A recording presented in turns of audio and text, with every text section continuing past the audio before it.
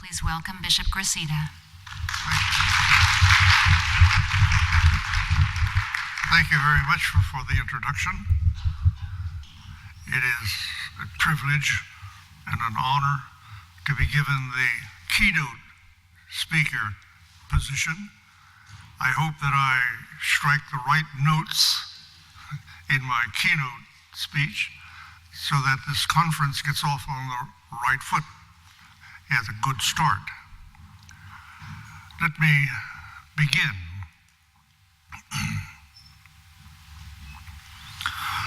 I was born 10 feet below sea level. I was born in the city of New Orleans, Louisiana. The city of New Orleans, as you know from reading about Hurricane Katrina, is a city below sea level, protected from the mighty Mississippi River by high levees. I thank God that the city of New Orleans was not underwater when I was born. The Mississippi River at New Orleans is truly an awesome sight.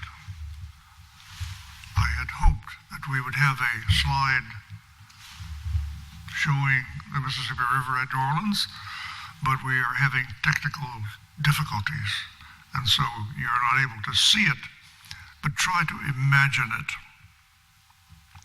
The Mississippi River at New Orleans is not quite a mile wide, but it seems and looks much wider than that.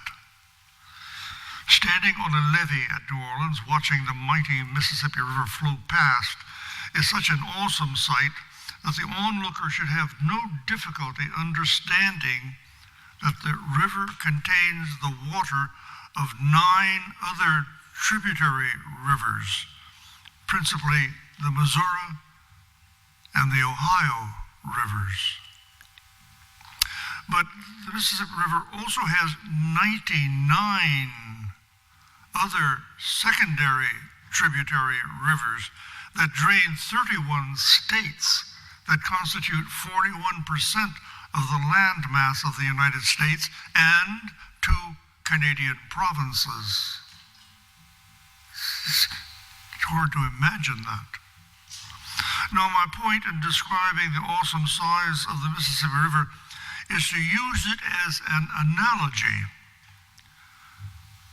to impress upon you the awesome power and flow of the culture of death in our society. It is with some hesitancy that I choose the Mississippi River as my analog rather than your own mighty Columbia River.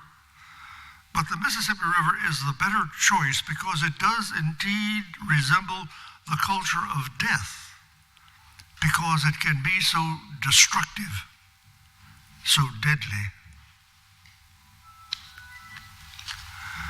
With all the rain and melting snow in the northern states, the Mississippi River is in danger of reaching flood stage again this spring.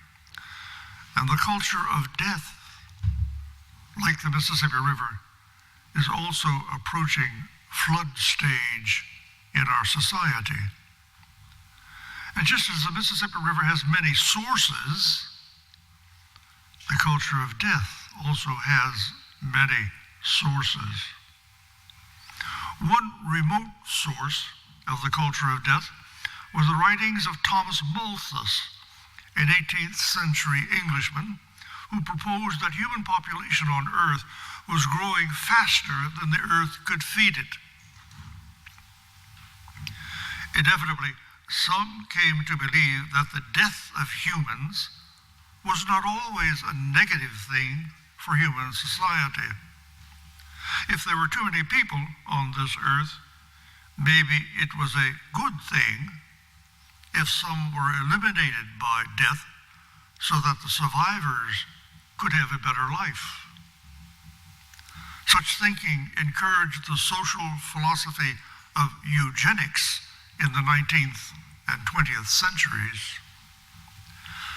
In 1948, 2 widely read books were published that would inspire the 20th century neo-Malthusian debate on population and the environment. Fairfield Osborne's book, Our Plundered Planet, and William Vogt's book, Road to Survival. Those two books inspired many works, such as the book, The Population Bomb.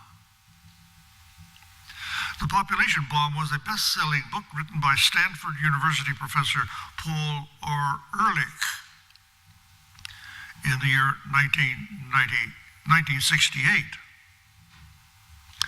His book warned of the mass starvation of humans in the 1970s and 1980s due to overpopulation, as well as other major societal upheavals, and he advocated immediate action to limit population growth. Fears of a population explosion were widespread in the 1950s and 1960s, but the book and its author brought the idea to an even wider audience. The book has been criticized since its publishing for its alarmist tone and in recent decades for its inaccurate predictions. Paul Ehrlich stands by the basic ideas in his book.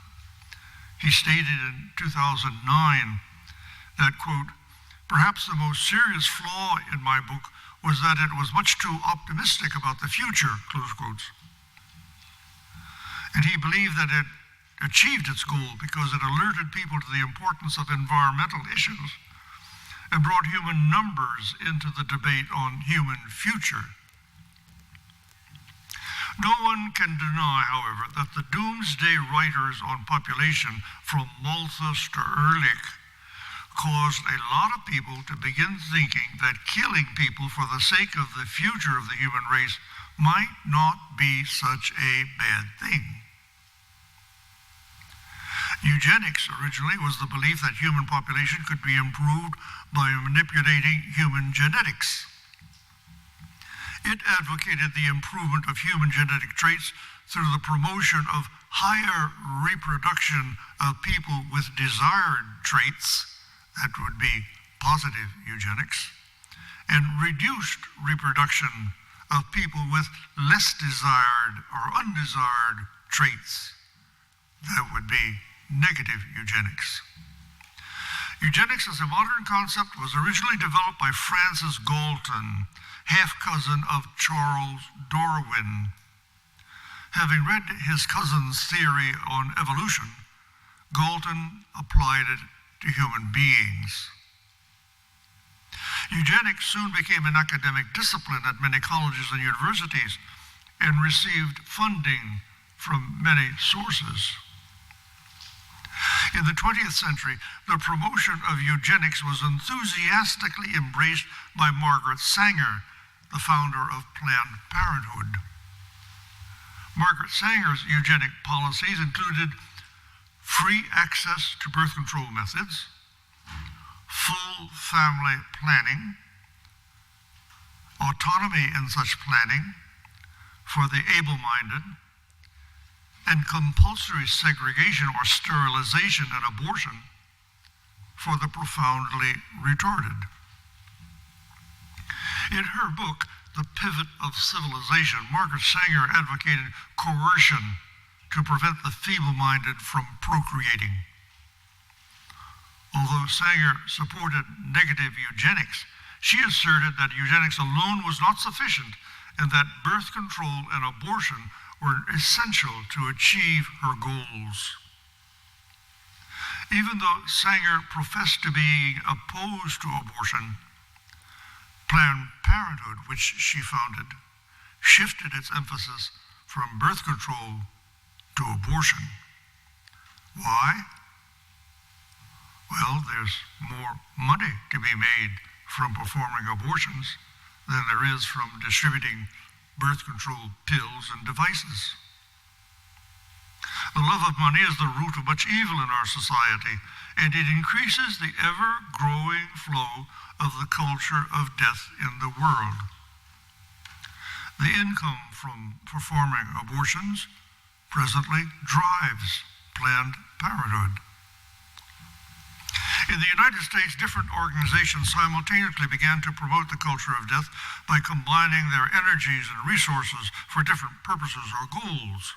I can name at least 6 very important organizations.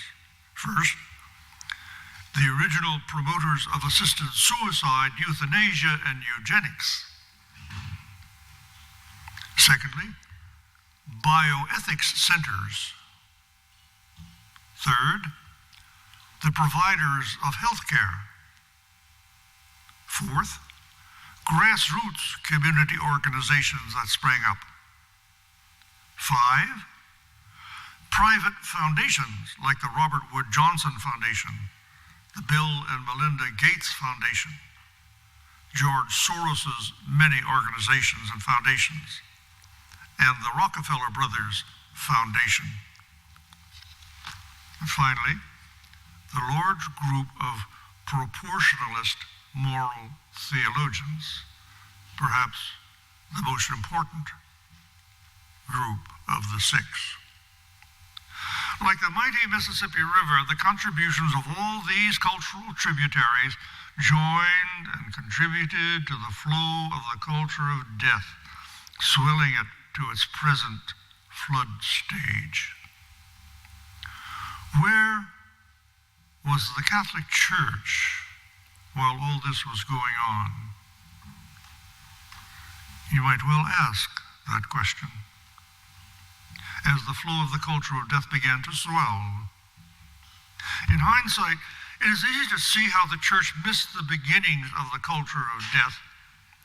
The church missed it because it was distracted by the sexual revolution in the entertainment industry. With the growth of Hollywood and the production of movies that were becoming more and more sexually explicit, the church focused on trying to stem the growing public acceptance of sexually explicit movies. Cardinal Spellman in New York and Archbishop Byrne in Santa Fe, New Mexico, publicly condemned specific movies because of their explicit sexual content. The Legion of Decency was formed to exert pressure on the entertainment industry to avoid explicit scenes of sexual activity in entertainment. What the church failed to understand was that the sexual revolution that got underway after the Second World War was contributing to and speeding up the flow of the culture of death. In 1947, just 2 years after the end of the Second World War, Alfred Charles Kinsey, a biologist at Indiana University, began to work on human sexuality and can truly be considered the father of the sexual revolution in the United States. Kinsey's specialty was the study of bugs, beetles, bugs.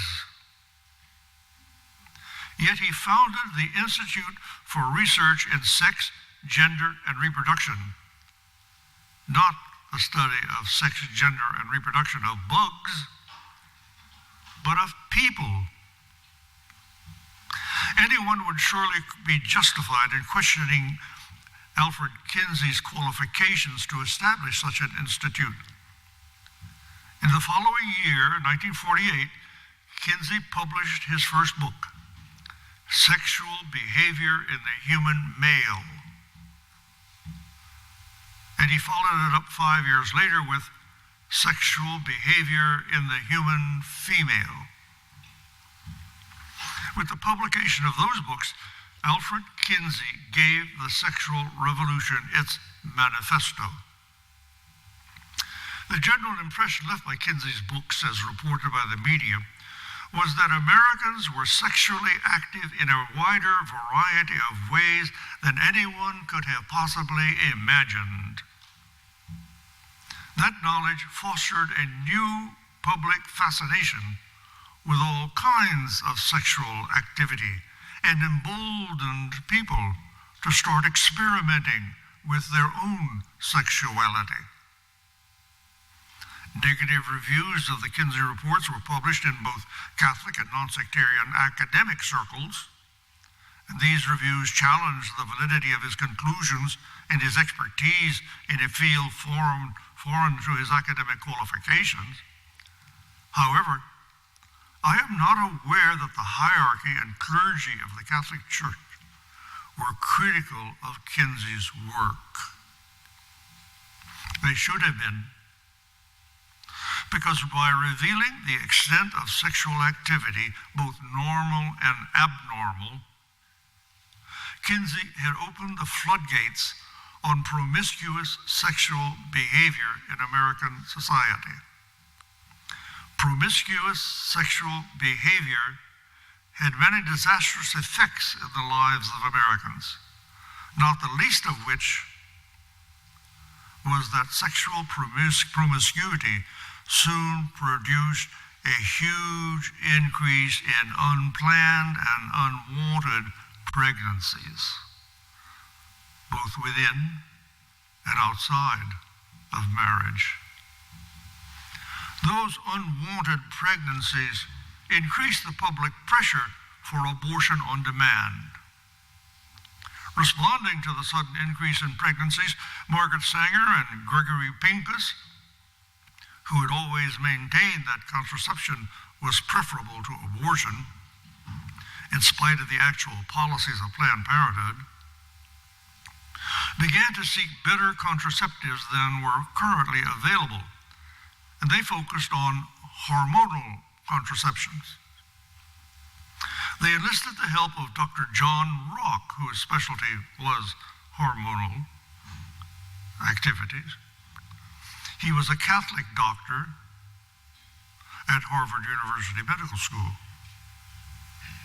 In 1957, Dr. Rock patented Enovid, the first hormonal contraceptive pill.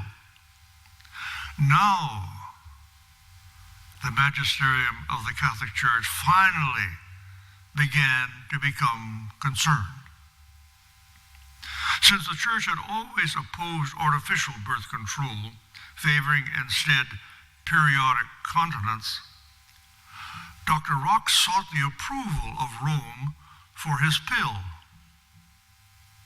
And Pope Pius XII in 1958 declared that the use of the pill to treat menstrual disorders was not contrary to Catholic morals.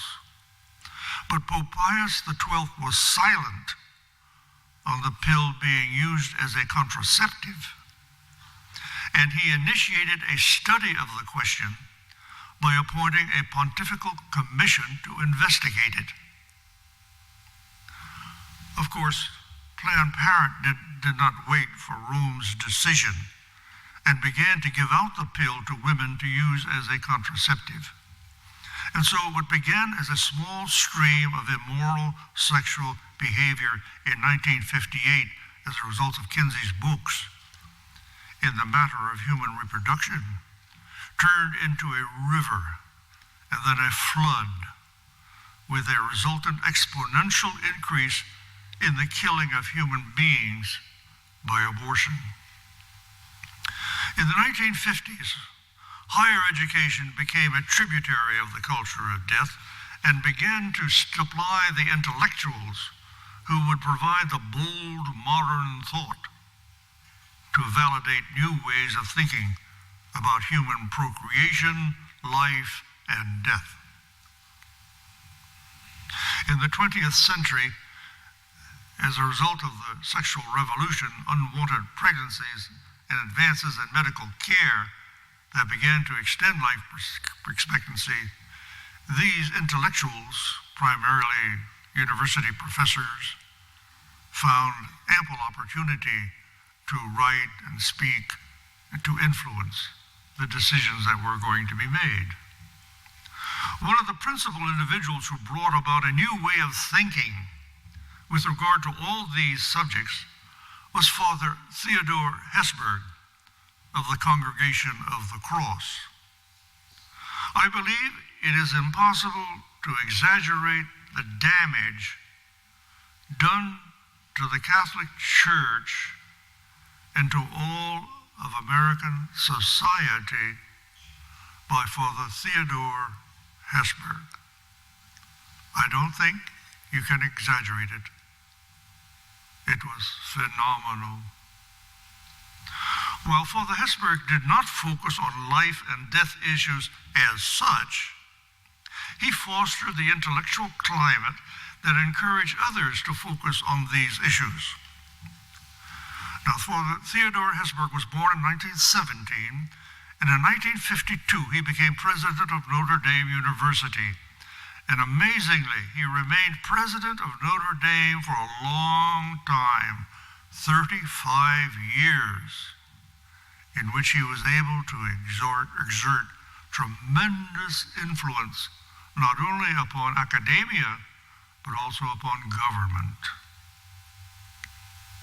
During his tenure at Notre Dame, he served in many influential positions in public life.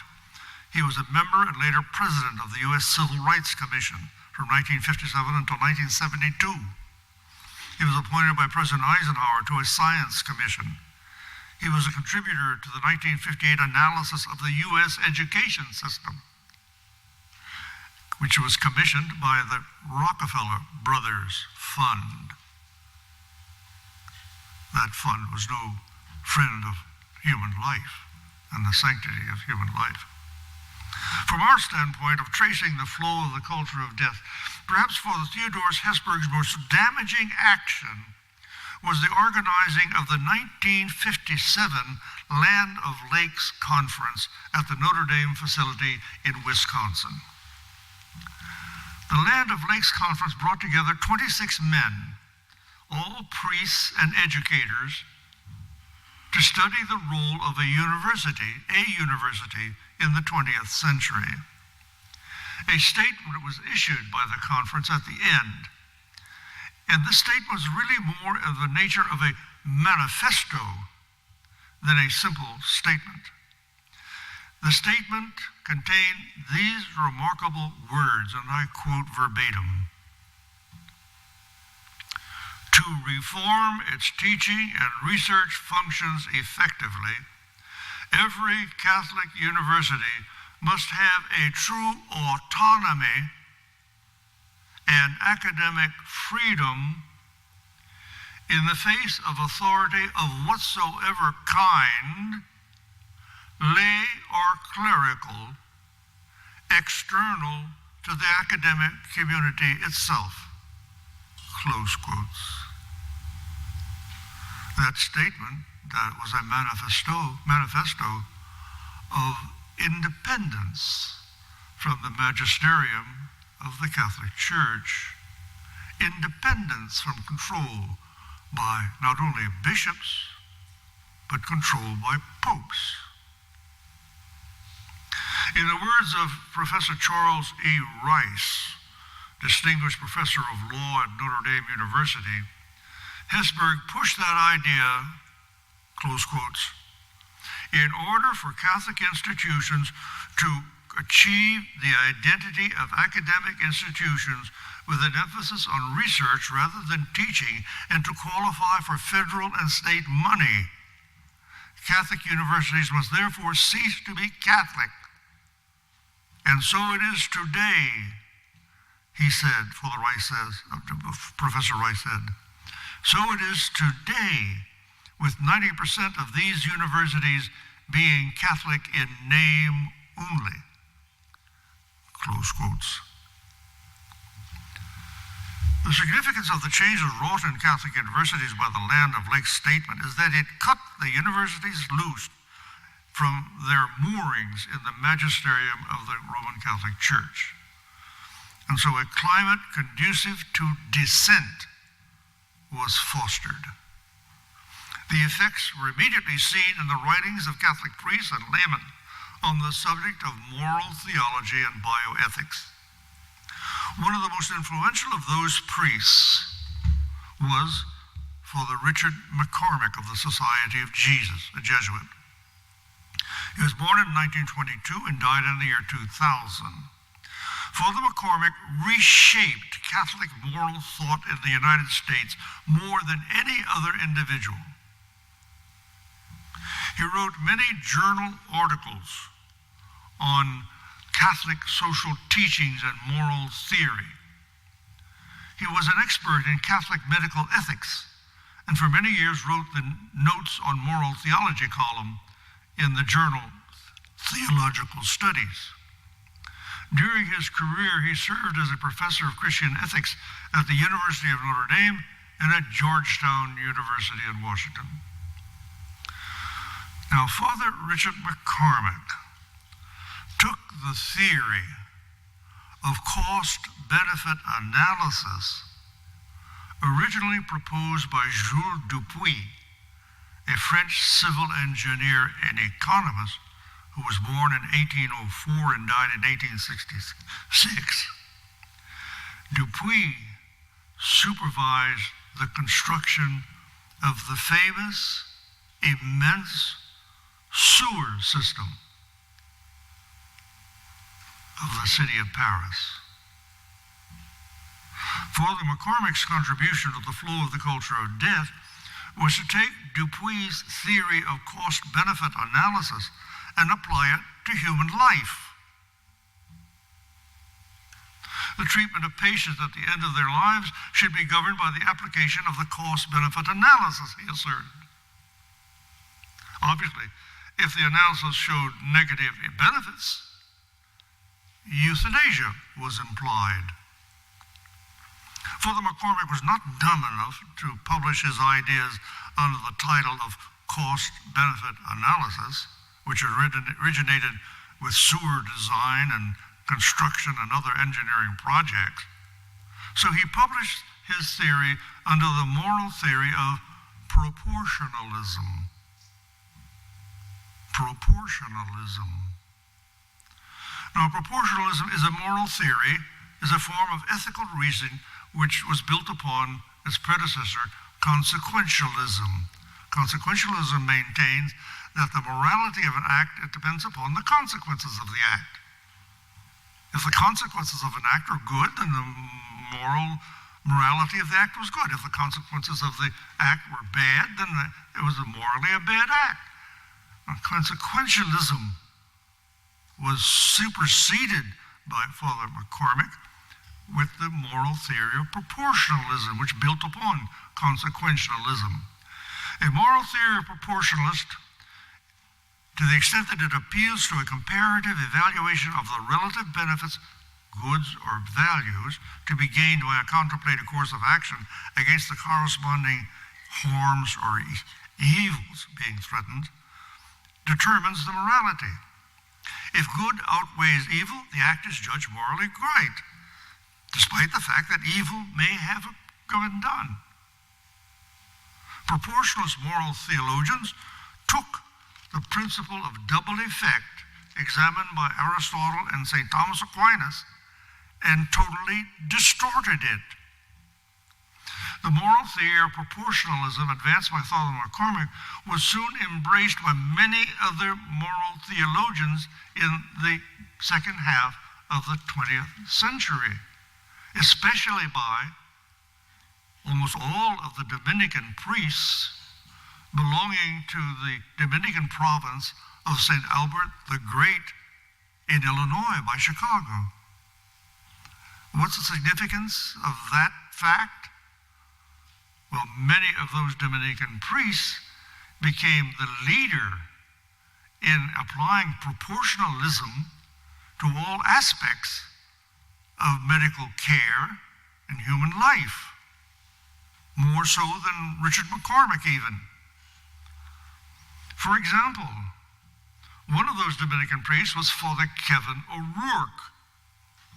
Father Kevin O'Rourke was the ethicist for the Catholic Hospital Association for decades.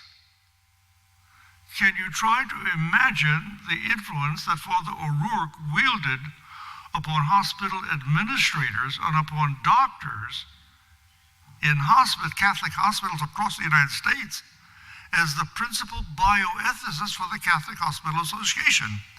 Father O'Rourke was a proportionalist, and he stated unequivocally that the good to be derived from saving the life of a fetus could not possibly compare with the good saving the life of the mother. And therefore, the life of the fetus should always be sacrificed for the sake of the mother. Father Kevin O'Rourke was the most outspoken Catholic bioethicist for proportionalism in the United States during the entire second half of the 20th century. Another priest from that same province was Father Albert Moroszewski. That Dominican priest founded the National Catholic Center for Bioethics in St. Louis with the blessing of Cardinal Carberry. And that Center for Bioethics went on to become a major source of influence upon the bishops of the United States, as I will explain later. Another priest of that same Dominican province was Father Donald Gergen, who published a book entitled The Sexual Celibate. In his book, Father Gergen maintained that celibates, men and women celibates in the priesthood or religious life,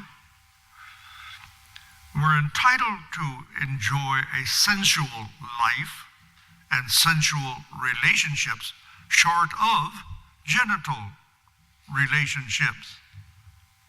But it was ridiculous, because anyone who knows anything about human nature knows that once the human body is aroused sensually, hormones take over and genital activity usually follows, usually, frequently, beyond the control of the individual who initially did not plan the genital activity, but only wanted to engage in a little loving, sensual relationship.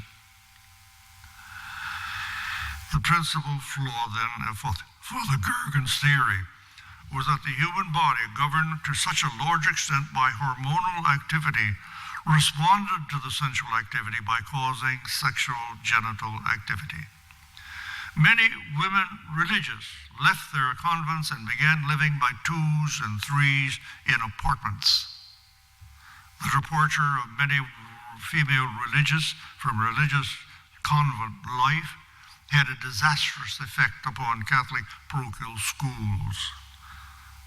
Many schools were closed because of the sudden loss of the Catholic nuns. Father Gergen, unbelievably, after the publication of his book, The Sexual Celibate, was elected provincial of the province of St. Albert the Great, and he remained provincial for, I think, 12 years, during which time he exerted great influence upon several generations of Dominican priests of that province, many of whom were professors of moral theology in seminaries. Well, you can well imagine how the seminarians were influenced by these Dominican professors of moral theology who were proportionalists. So many seminarians and priests were also affected by Father Gergen's book. Many priests began to seek sensual friendship, and many of those sensual friendships soon degenerated into homosexual activity and even pedophilia. Another proportionalist moral theology professor was Father Charles Curran at the Catholic University of America. Many future priests and bishops studied moral theology under Father Curran and other proportionalists, and were therefore forever tainted with proportionalist thinking about moral questions. Again, applying the principle of cost-benefit analysis, not under that title, but nonetheless analyzing what are the benefits from a certain action as opposed to the negative aspects. The ambiguity created by the opinion of Pope Pius XII, which he expressed on the subject of Dr. Rock's hormonal pill, had by this time created a lot of confusion. And so members of Pope Pius XII's Special Pontifical Commission, studying the question of its use in controlling pregnancy, began to leak out reports that the Commission was leaning in the direction of recommending approval of hormonal pills for controlling pregnancies. Tensions were building in the church, fostered by the growing number of priests, bishops, and theologians who were tainted by the virus of proportionalism. So we need to take a closer look at proportionalism as a theory governing moral choices. As late as 1971, U.S. theologians were still wary of consequentialist, proportionalist morality. Even Father McCormick himself, the father of U.S. proportionalism, believed that the so-called preference principle was central to moral reasoning. It was self-evident, he contended, for it holds that one ought to always prefer the alternative of choice that promises the greater good or the lesser evil. This method, however, leads to the denial that there are any actions described in non-morally evaluative terms that are intrinsically evil and can never be chosen, such as the taking of innocent human life. The problem lies in the ideal that we can maximize good, that human good can be quantified in any rationally meaningful way. And this is both erroneous and presupposes a superficial view of human good and moral life. The human goods at stake in moral choosing are simply not commensurable, cannot be measured. They cannot be measured as the cost-benefit analysis theory requires. How can one measure the value of human life compared to friendship or knowledge of the truth? Or how can one measure the value of my life compared to the value of your life? Human good is not simply out there waiting to be maximized. It resides in the heart of a person who has committed himself to authentic human goods prior to their external manifestation. And it endures, even if one's commitment to them fails to produce good results. For example, the commitment of a mother to the well-being of her child has a reality in her heart which is quite apart from the success of her endeavors to promote her child's welfare. Her commitment to the good of her child does not merely hinge on the possibility of its well-being, which may be realized if all goes according to plan, but maybe not. Or the commitment of a husband to his irreversibly comatose wife. Leaving her for another might very well promise greater benefit. What then justifies remaining faithful to her, perhaps for many years? Certainly, no quantitative measure of greater good and lesser evil is possible. Rather, the reverence the man has for their marital covenant, his love for his wife, and for the reality of their enduring one-flesh relationship, and for the goodness of her life right now, disabled, unresponsive, supine, and yet really and objectively good. A proportionalist ethic is also superficial. Morality is not simply concerned with doing good, in the sense of maximizing beneficial states of affairs in the world, but about being good. And being good requires committing oneself to reverencing human good as it exists in the integral and full being of individuals and communities. Thus, the basic requirement of morality is that all elements of human good be respected in all our choices, even if acting contrary promises some measurable benefit. If we act in this way, we shape our wills and ourselves in a way that reverences the good. St. John Paul II wrote in his encyclical, veritatis splendor, and now I have a lengthy quote, human acts are moral acts because they express and determine the goodness or evil of the individual who performs them. They do not produce a change merely in the state of affairs outside of a man, but to the extent that they are deliberate choices, they give moral definition to the very person who performs them, determining his profound spiritual traits. St. John Paul II, writing in his encyclical Veritatis Splendor.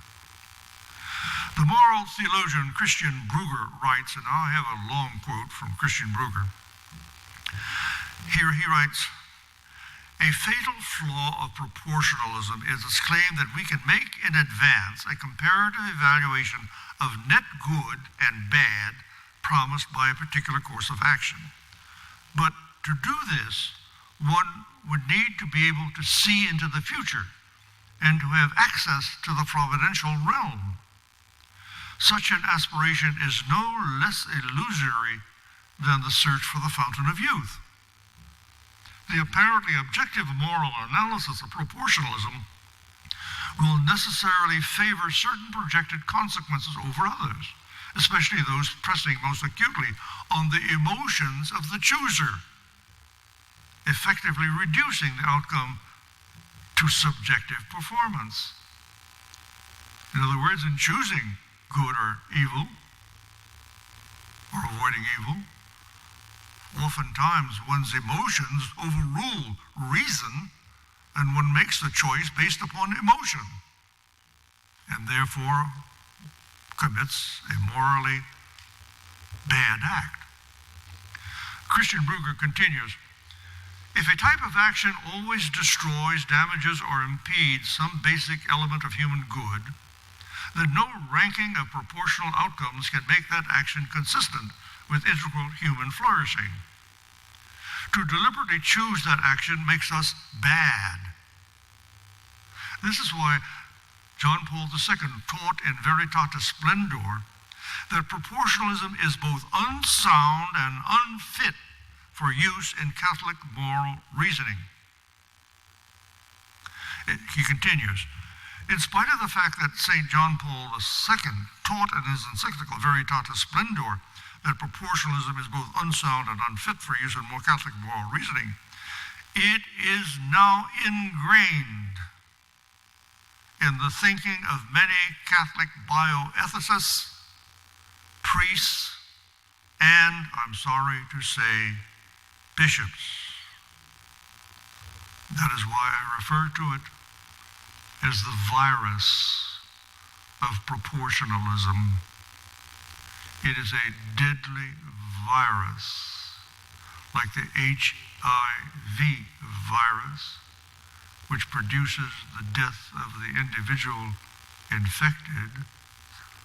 Proportionalism does not produce the death of the priest or bishop holding proportionalism as a moral theory, but it produces death in others for whom they have a moral responsibility. The rejection by Pope Pius VI of the Reformed Papal Commission's report on birth control in his publication of his encyclical Humanae Vitae in 1968 produced a firestorm of dissent by all those infected with the virus of proportionalism, who saw the good of birth control as surpassing the evil of unwanted pregnancies. Fathers Richard McCormick, Kevin O'Rourke, and Charles Curran were the inspiration for bishops, priests, and laity who were unhappy with the magisterial teaching of Humanae Vitae, and consequently either actively or passively dissented. Their dissent, if not actively expressed, was expressed by silence. They simply avoided commenting. in the midst of the controversy over Humanae Vitae. In just a few years, in 1973, the U.S. Supreme Court delivered its infamous flawed decision in the case of Roe v. Wade. Now, the Catholic Church became tragically divided.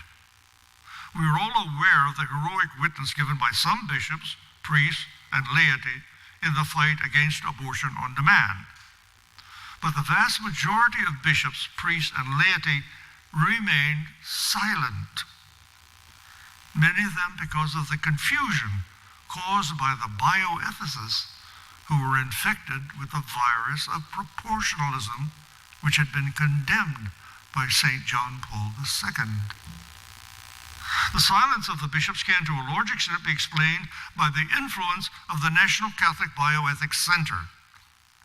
That center has exercised a tremendous influence over the bishops for many years.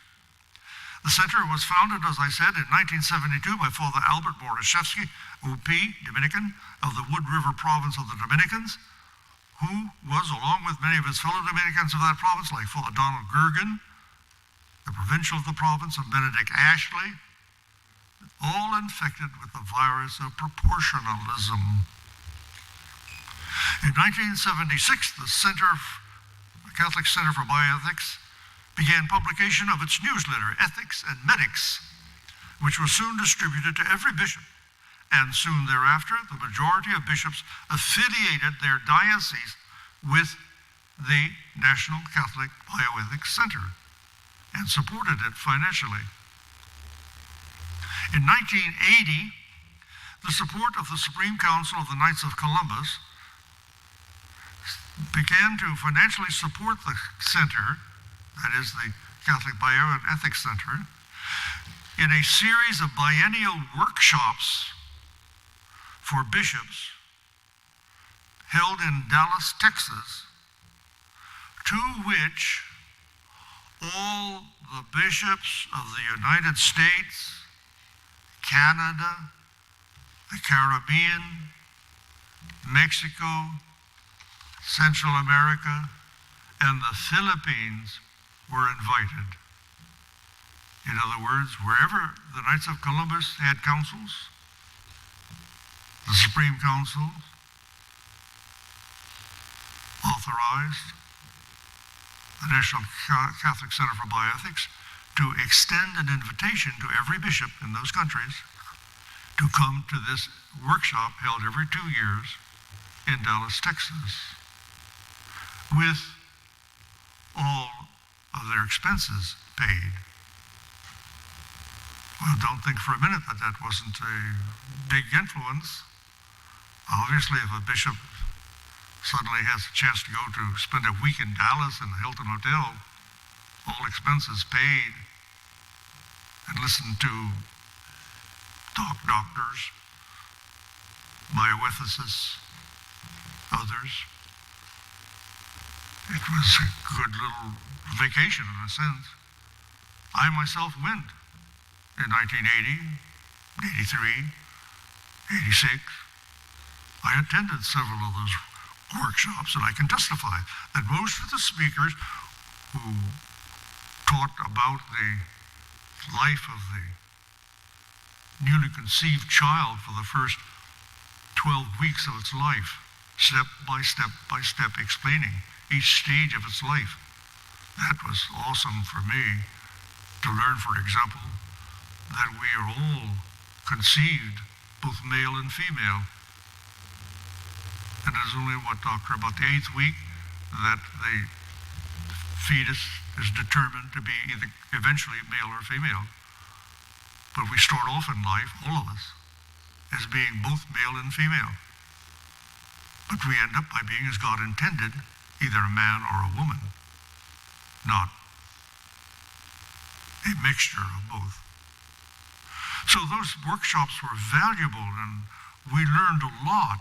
But inevitably, because of the leadership of the Bioethics Center was infected with the virus of proportionalism, they invited speakers to conduct the workshop who were in turn infected with the virus of proportionalism, and therefore the bishops from the United States and all these other countries were in turn infected with the virus of proportionalism.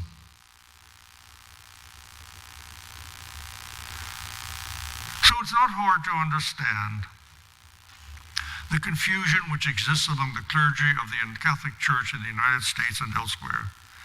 It is hard for many of the priests and bishops to reconcile the teaching of the magisterium coming from Pope Paul VI, St. John Paul II, and Benedict XVI with what they were taught by their professors in the seminary who were infected with the proportionalist virus. Also, bishops have a difficulty reconciling the teaching of the magisterium currently with what their expert advisors are telling them, since many of their expert advisors are infected with the virus of proportionalism. Bishops have difficulty reconciling the teaching of the magisterium with what the experts of the National Catholic Bioethics Center are telling them at the biennial workshops. The result is the silence of the priests and the silence of the bishops, the leaders of the Catholic Church in the United States. Now, I believe that the holding of this conference today, the second day of May, the feast of St. Athanasius, is a bit of synchronicity. Whether you planned it, Dr. Paul, or not, it worked out that this has a synchronicity element.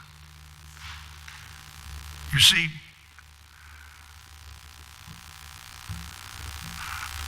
Blessed John Henry Newman wrote in one of his historical tracts, and I roughly quote, "There came a moment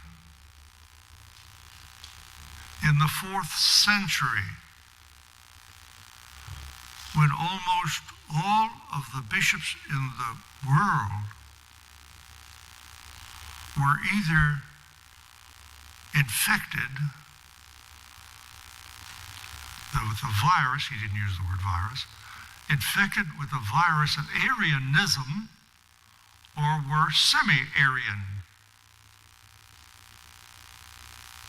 And the church was saved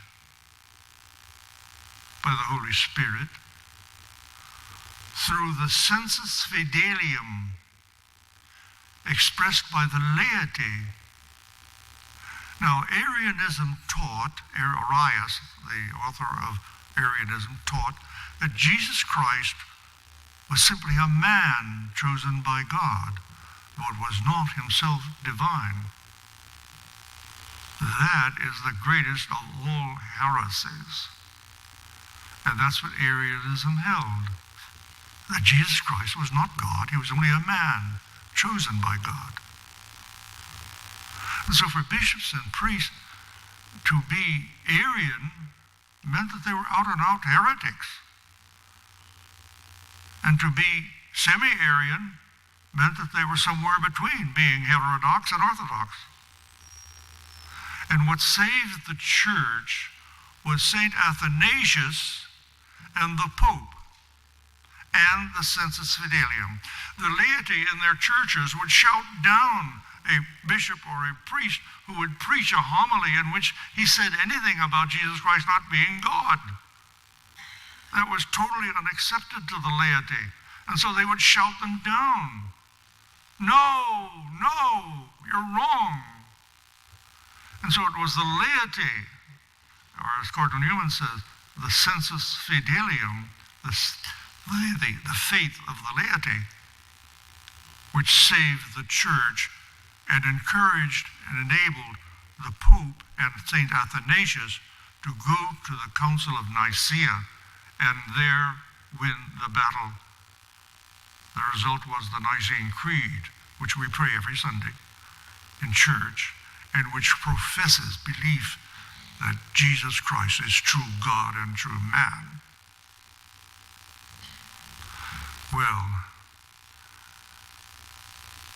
I end this talk with you by pointing out that the synchronicity of my giving this talk on the feast of St. Athanasius, who suffered greatly from persecution by his brother bishops. He was Bishop of Alexandria for 35 years, a long time. And during those 35 years, his brother bishops prevailed upon the emperor in Constantinople to exile him. And so 5 times Athanasius was driven from his archdiocese of Alexandria into exile. 5 times. And then later was allowed to return, only again to be driven into exile, again because of the pressure being put upon the emperor by bishops who were tainted with the virus of Arianism. So I conclude this talk by appealing to you. The Holy Spirit has given to you at your baptism and at your confirmation the gift of grace to be witnesses to the truth.